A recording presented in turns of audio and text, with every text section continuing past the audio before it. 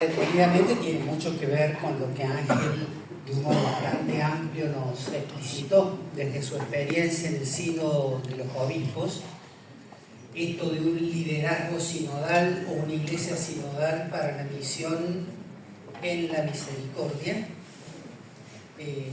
porque eso tiene que plasmarse en lo concreto y en esta arquidiócesis. Entonces nos vemos desafiados a decir, ¿sí?, estas cosas lindas, movilizadoras, cuestionadoras, cómo nos comprometen y nos involucran a nosotros que prestamos servicios que tienen cierto peso en la diócesis. El peso que sea, la arquidiócesis cuenta con nosotros para que nosotros podamos vivir un liderazgo así. No porque seamos gente tan especial, sino porque el Espíritu de Dios está moviendo la iglesia y nos está moviendo a nosotros para que podamos hacer eso. Entonces, si yo tengo que ponerle un título, le pongo el mismo título que está puesto en la hojita cuando nos presentó Munir. La idea es hablar del organigrama de la arquidiócesis. Yo pensaba en una breve introducción previa. Ángel no me dejó muchas cosas para decir, pero alguna voy a decir. Porque el organigrama, como todas estas gráficas que nos presentan algo de la vida y no dicen o no nos presentan otras, tiene sus límites. Recién veíamos el mapita de la diócesis. Ustedes ven que la arquidiócesis de Córdoba está en el corazón de la provincia, en el centro, rodeada de iglesias hermanas que prestan un servicio en organicidad, pero estamos en el corazón de la diócesis y todos sabemos lo que significa que la arquidiócesis esté en la ciudad y tenga tantas localidades del interior de lo más variado que podemos imaginar. El organigrama como gráfico tiene una cierta estaticidad, no se mueve demasiado. Y hemos hecho una opción, porque hay muchas maneras de presentar un organigrama.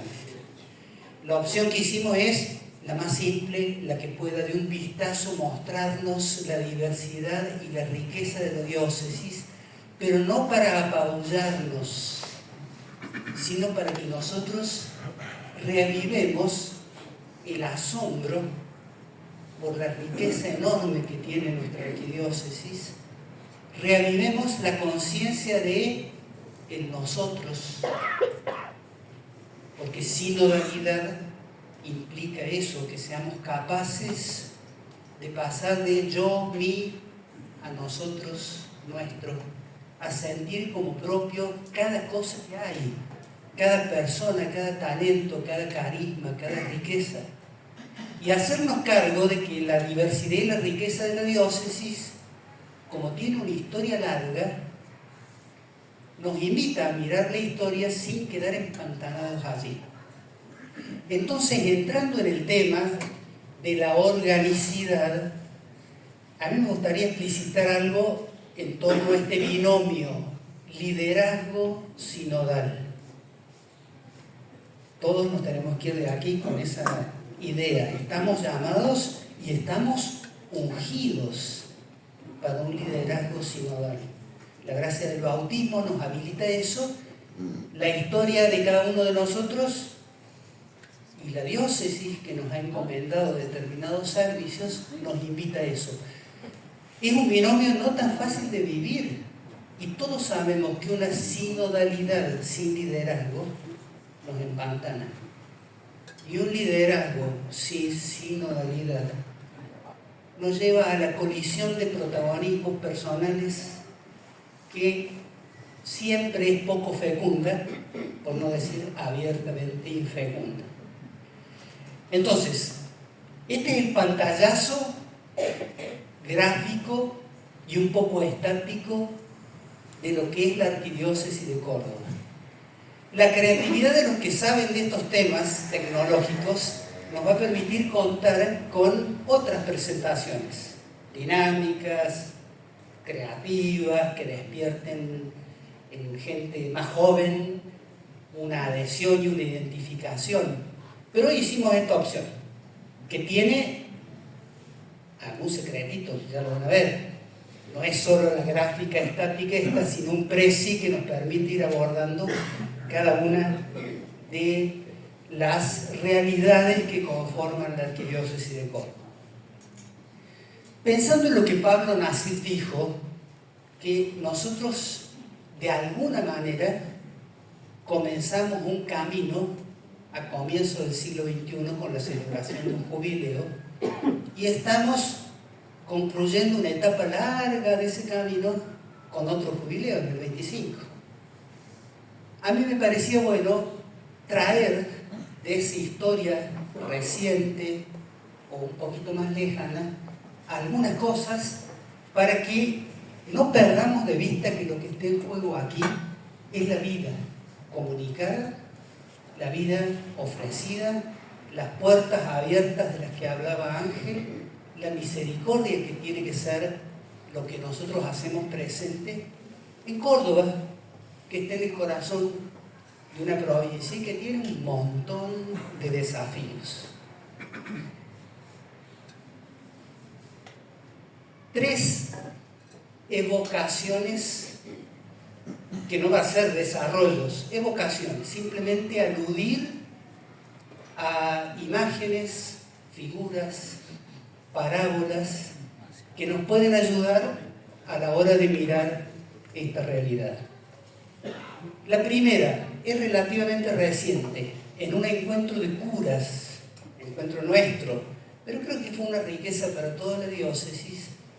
El padre Gerardo Sedin, comentando en un momento espiritual, con una calidez y una profundidad que nos sacudió a todos, y hablando de cómo se originan los textos más antiguos del Antiguo Testamento, decía que el esfuerzo de los escribas y de los copistas fue recoger todas las voces. Porque el misterio de la revelación y de la palabra de Dios es tan grande que si no están todas las voces, resulta empobrecido. Recoger todas las voces era la consigna varios siglos antes de Jesús. Aquí hay biblistas que podrían explicarlo detalladamente. Recoger todas las voces fue también el sentir en el origen de la vida eclesial, y los evangelios son fruto de eso y los escritos apostólicos también. Recoger todas las voces sigue siendo la consigna. Nosotros, para ser una iglesia con un liderazgo sinodal, tenemos que reconocer y recoger todas las voces. Ángel insistió que un desafío fuerte, acentuado en el sínodo, es escuchemos. Y la palabra más fuerte en la antigua alianza es escucha, Israel. Y la actitud más arraigada en el corazón de los discípulos es escuchar, una palabra distinta, que tiene autoridad.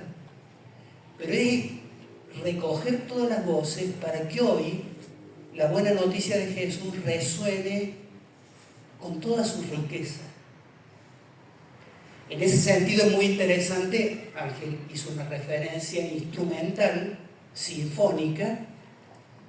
San Ignacio de Antioquía hace una referencia no instrumental, sino coral. Todas las voces expresando en armonía la belleza del Evangelio. Entonces, una primera referencia para que la tengamos en cuenta. Una segunda referencia, diría yo, más tomada de la gastronomía criolla.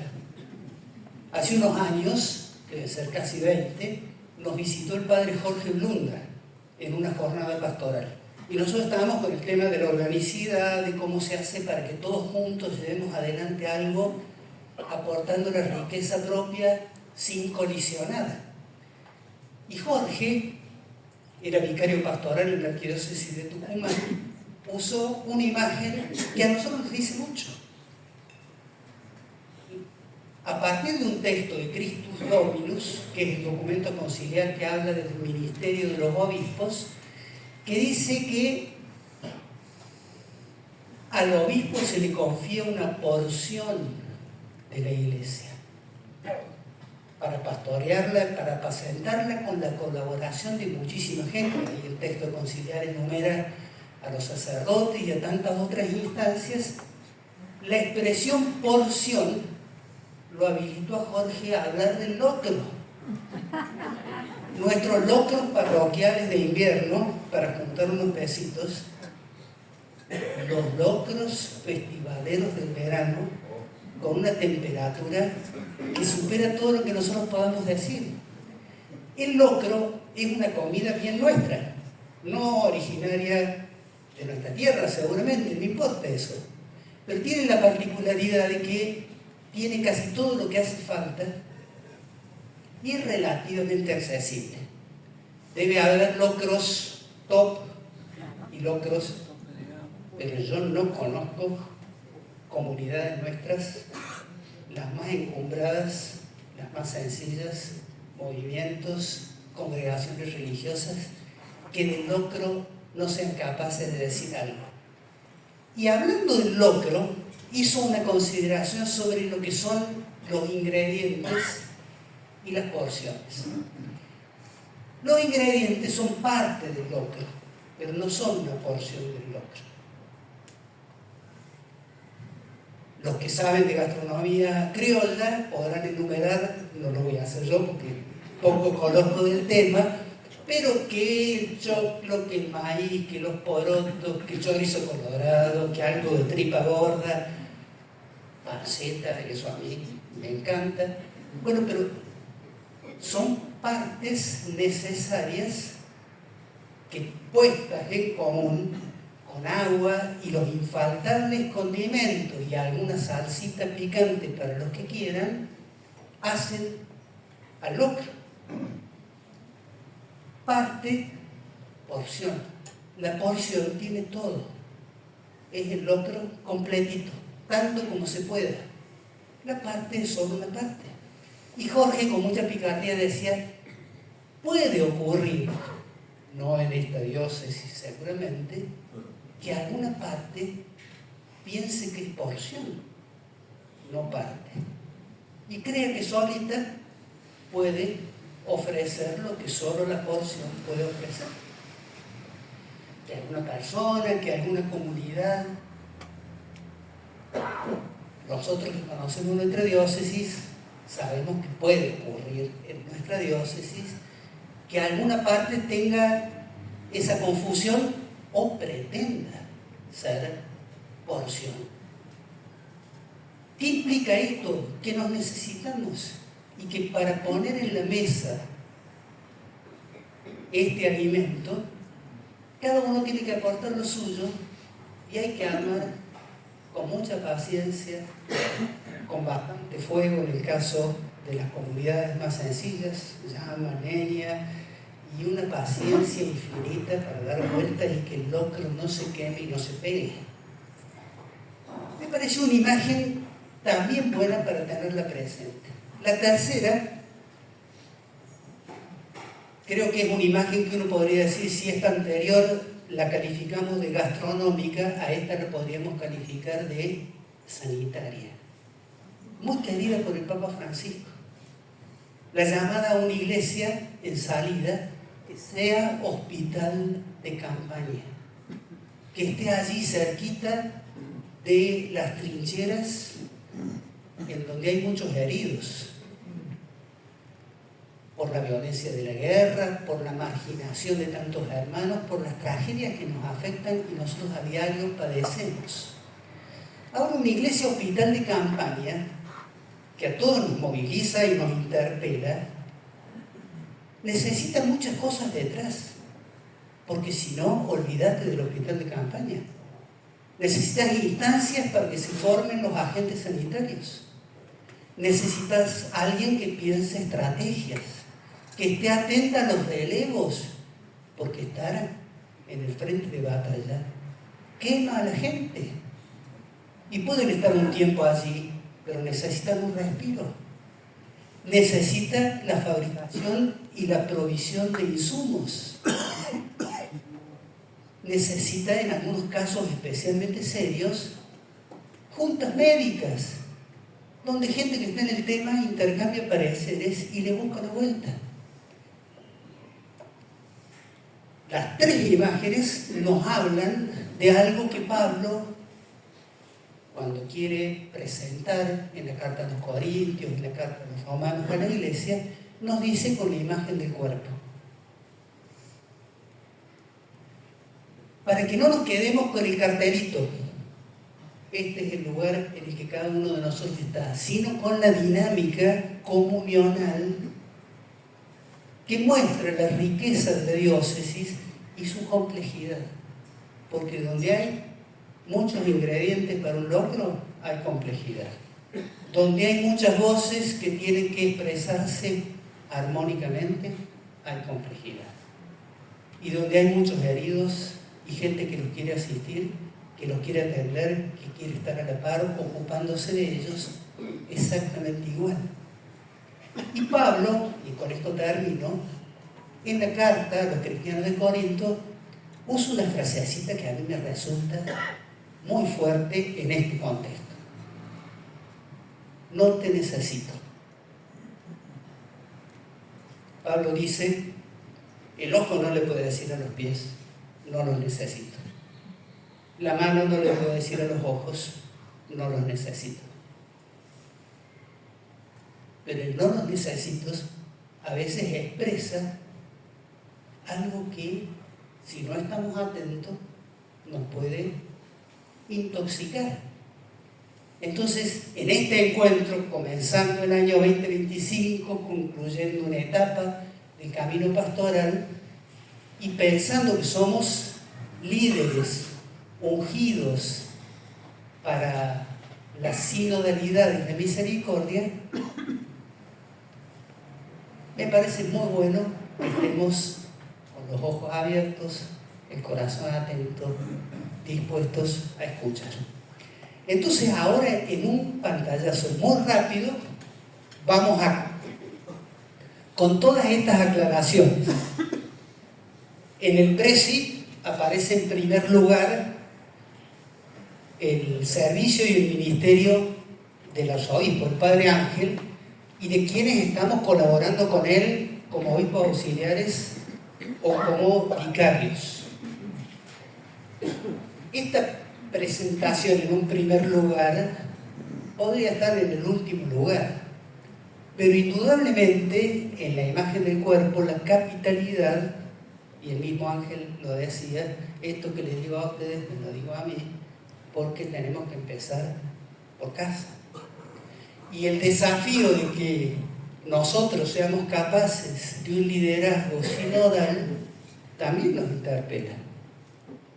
Porque no somos 7 haciendo lo que buenamente a cada uno le pinta o lo que puede, sino tenemos que encontrar una manera de recoger todas las voces, de expresarnos armónicamente y de poner a la mesa en la diócesis un locro que nos alimenta. Ángel usaba esa imagen del banquete. En esta tierra los banquetes los podemos dejar de lado y pensar más bien en buenos locros que nos permitan el encuentro. Vamos, venid acá. Estos son organismos colegiados que tiene la diócesis. El Consejo Presbiteral, el Consejo Pastoral Arquidiocesano, el Colegio de Consultores y el Consejo de Asuntos Económicos. Cada uno de ellos tiene una misión específica y particular, colaborando con el ministerio del obispo y con nuestro servicio. El Consejo Presbiteral, en la formulación canónica, representa al presbiterio de la diócesis. El Consejo Pastoral, en el estatuto de nuestro consejo, es una diócesis tan grande, con tanta diversidad, que no nos atrevimos a decir representa a la arquidiócesis de Córdoba, dijimos refleja la riqueza y la diversidad de la diócesis. Es una instancia consultiva como el Consejo Presbiteral, pero sin la cual el obispo realmente no puede llevar adelante su ministerio, y nosotros tampoco. El Consejo de Asuntos Económicos son menos miembros, es un servicio de apoyo a la ecónoma diocesana, a la administración de la arquidiócesis, y una instancia de consejo, pero un consejo operativo, porque ustedes saben que en el terreno económico no hay que quedarse en las ideas, hay que tomar decisiones y dar pasos, y está funcionando, diría yo, que bastante bien. Y el Colegio de Consultores es un organismo colegial, pero que tiene reuniones más espaciadas porque debe ser consultado por el obispo e informado por él en determinadas decisiones económicas importantes. Esto que uno dice de la arquidiócesis, cualquier párroco dice, bueno, nosotros en la parroquia tenemos algo parecido, y si no lo tenemos, vayamos teniéndolo, porque son apoyos imprescindibles, si no el liderazgo sinodal termina siendo un cuerpo. De este otro lado, verdecito, están servicios, no son organismos colegiados, en algún caso sí, pero servicios de la arquidiócesis que tienen personas concretas a cargo. El economato no es una sola persona, Lorena es la ecónoma diocesana, pero hay personas que le dan una mano importantísima. El archivo, la Secretaría Canciller, que es una instancia que en nuestra diócesis tiene ya una larga trayectoria. Silvio Loto es el secretario canciller y ahora se ha sumado Marcelo Seia como vicecanciller.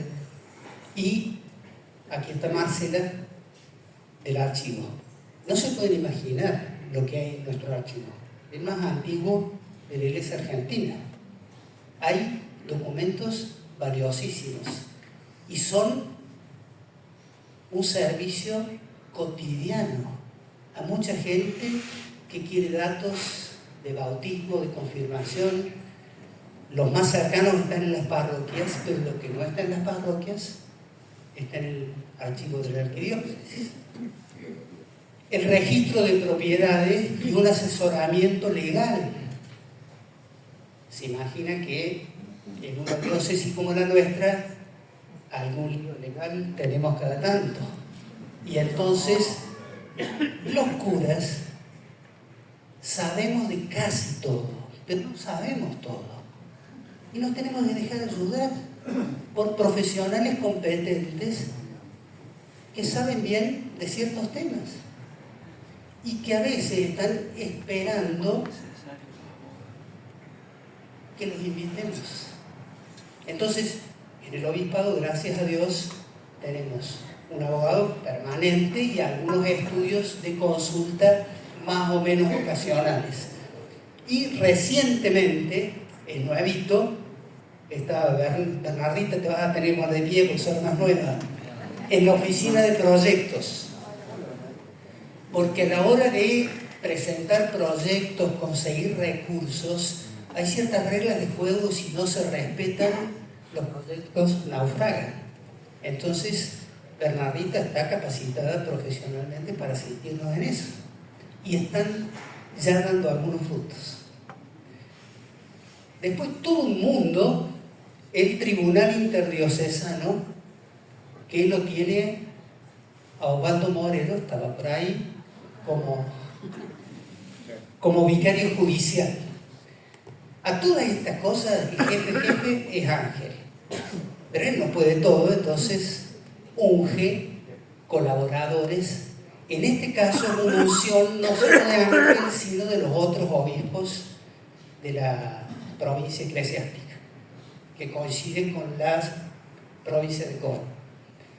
Y bien reciente, casi empezando su servicio, la Comisión para el Cuidado de las Víctimas y la Protección de Abusos de Niños, Niñas, Adolescentes y Adultos Vulnerables. Y ustedes saben que la Iglesia desde último tiempo nos viene sacudiendo fuerte. Entonces, el Papa Francisco y las orientaciones de la Santa Sede han dado origen a esta comisión. Está Sergio Colmenares y un equipo de personas competentes dispuestos a dar una mano.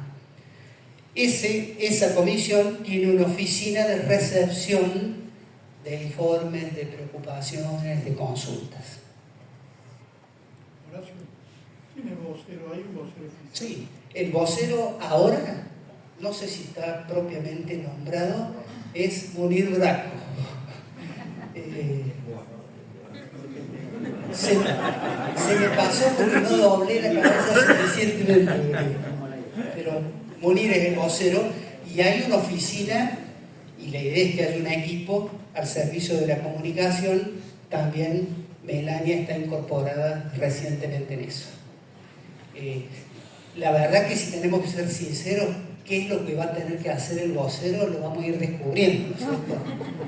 Está la idea de que haya alguien que tenga una palabra oficial, pero el formato concreto está por descubrir. Dale, Melania. Ustedes ven acá abajo la pluralidad territorial de la arquidiócesis, y estos son los ámbitos y los servicios, las áreas. La designación y la nomenclatura siempre varía. Ustedes saben que los pastoralistas jamás se ponen de acuerdo. ¿Cómo hay que llamar a esto o a aquello? Pero a veces son áreas, a veces son dimensiones de la evangelización, sectores.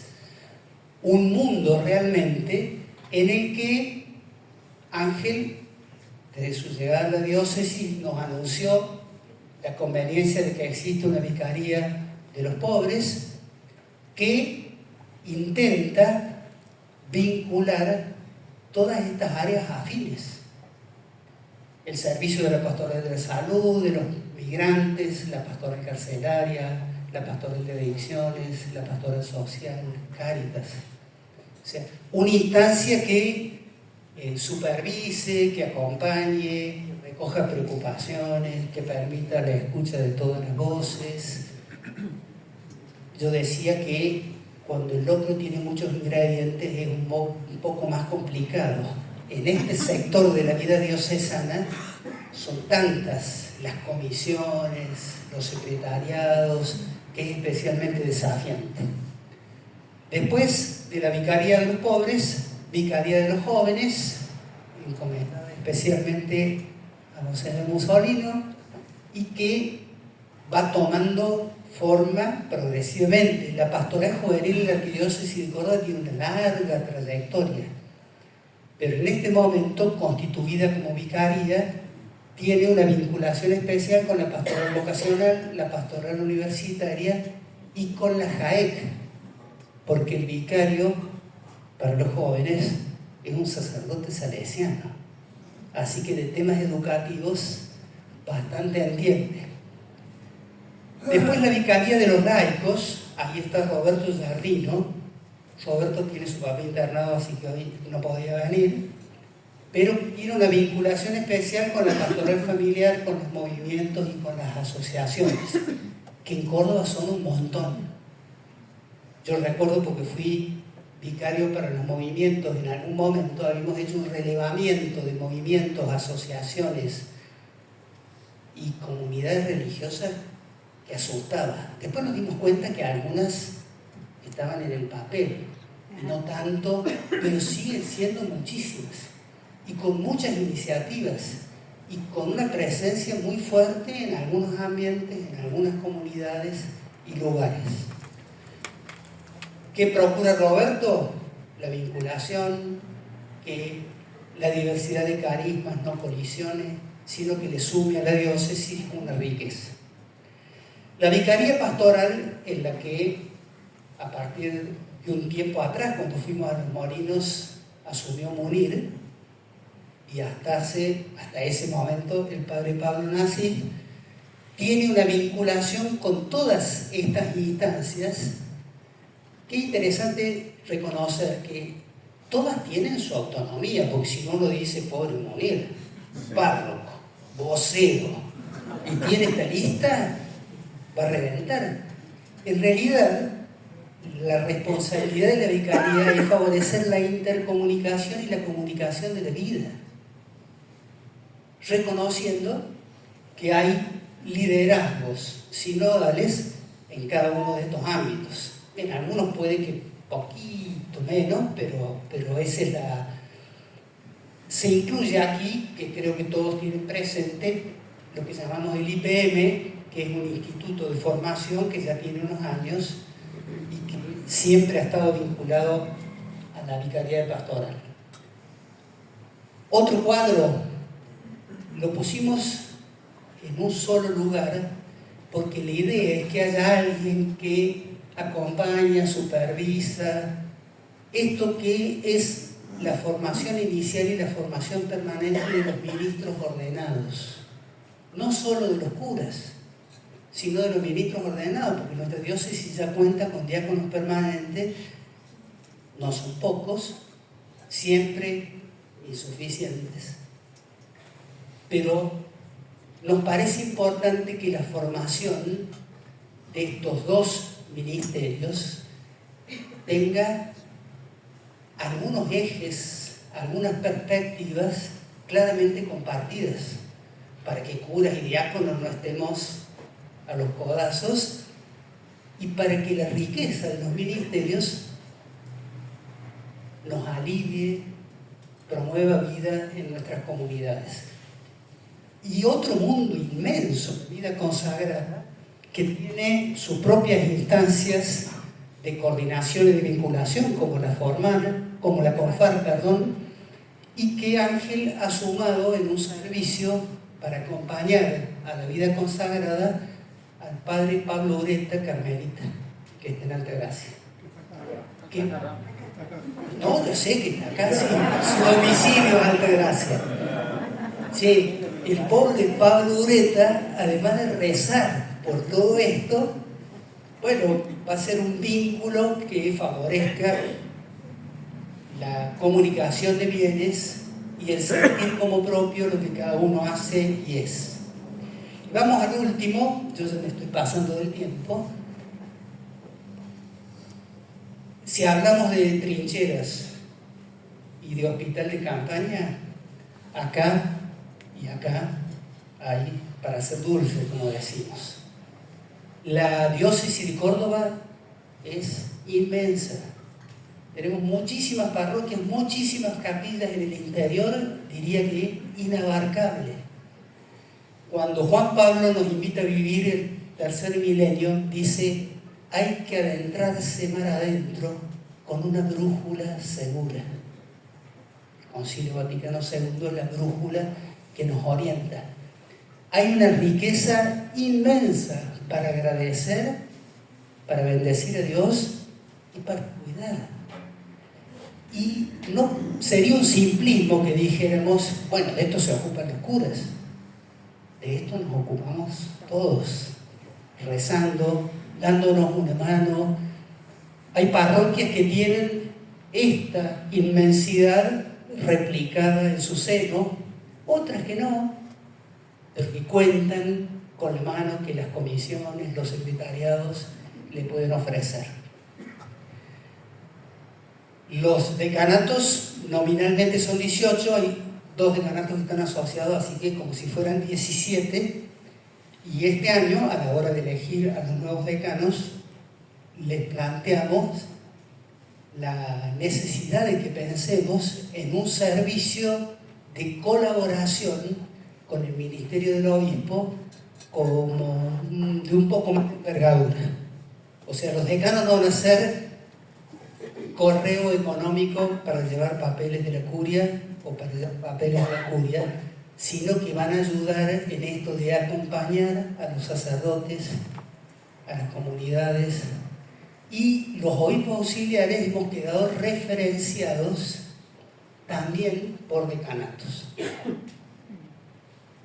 ¿Qué vamos a poder hacer? Está por verse, como el vocero. Voluntad no falta, la complejidad a veces es bastante grande y la dimensión de la diócesis asusta un poco. Pero en esto, una vez más, si uno tiene conciencia de que hemos sido ungidos, hay que confiar en que el Espíritu de Dios no se borra y no nos deja solos. Gracias.